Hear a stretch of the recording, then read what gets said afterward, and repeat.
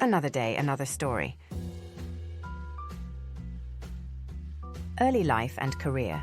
Marley, whose parents were Norval Sinclair Marley, a white rural overseer, and the former Cedella Malcolm, the black daughter of a local custos, honoured civic official, would forever remain the unique product of parallel worlds.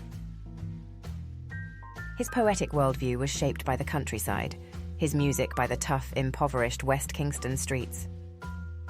Welcome to Taboo Eminent Channel. Marley's maternal grandfather was not just a prosperous farmer, but also a bush doctor adept at the mysticism-steeped herbal healing that guaranteed respect in Jamaica's remote hill country. As a child, Marley was known for his shy aloofness, his startling stare, and his penchant for palm reading.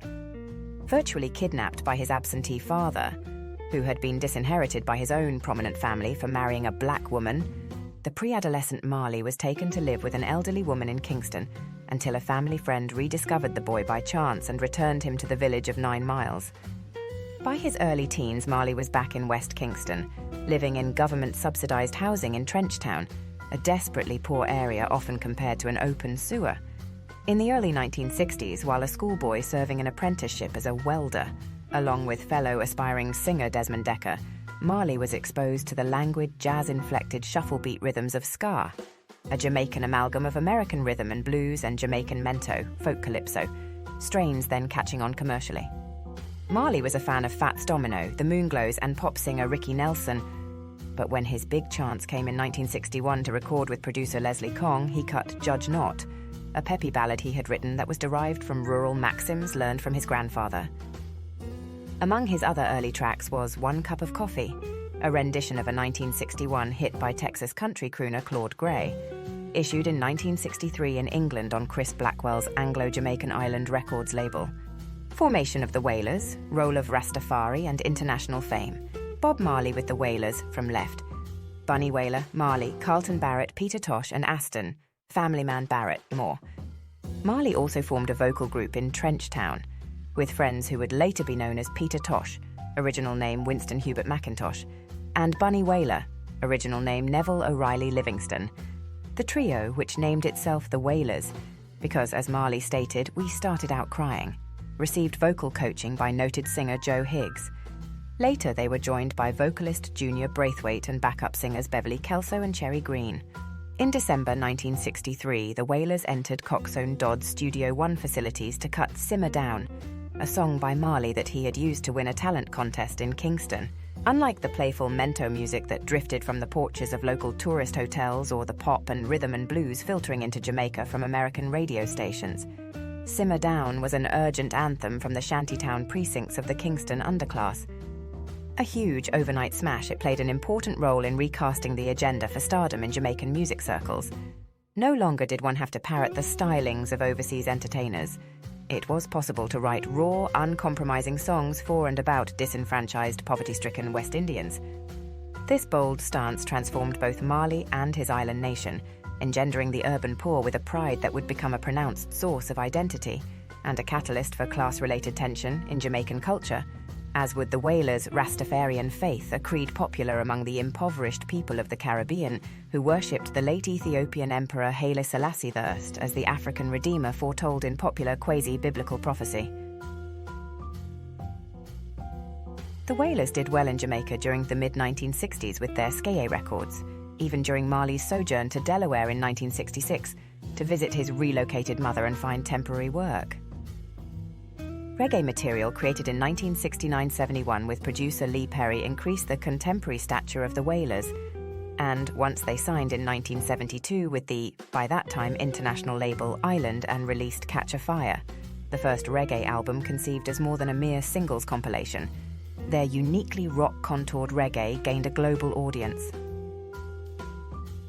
It also earned the charismatic Marley superstar status, which gradually led to the dissolution of the original triumvirate about early 1974.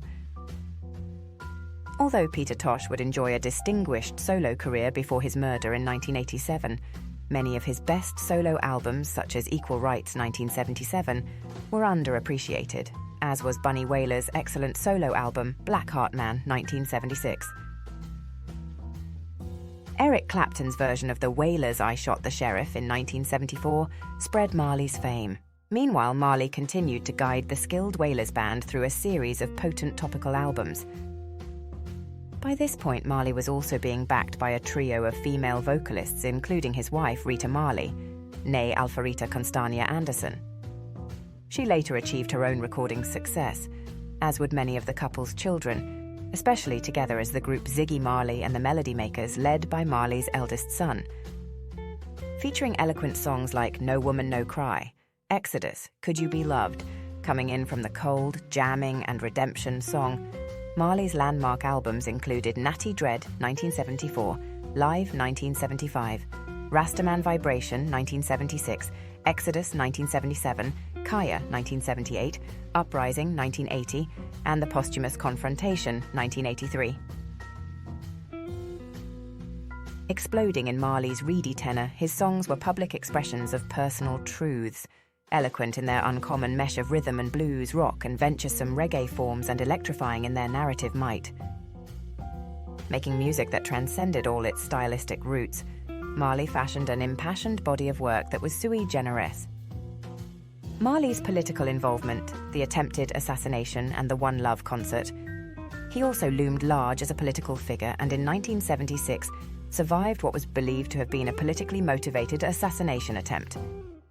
The Smile Jamaica concert, at which Marley and the Wailers were scheduled to perform on December 5, 1976, and which was initially framed as an apolitical celebration of community, came to be widely viewed as an endorsement of the incumbent Prime Minister Michael Manley of the People's National Party, who sought to capitalize on that perception by following the announcement of the concert with a call for legislative elections.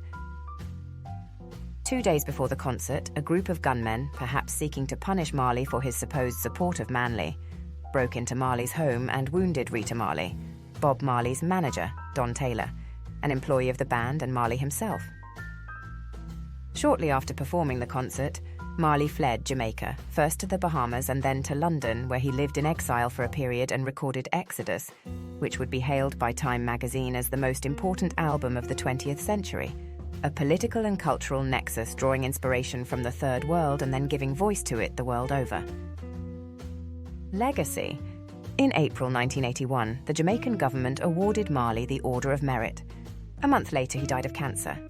Although his songs were some of the best-liked and most critically acclaimed music in the popular canon, Marley is far more renowned in death than he had been in life. Legend, 1984, a retrospective of his work, became the best-selling reggae album ever, with international sales of more than 12 million copies. Thanks for watching. Request you to subscribe the channel.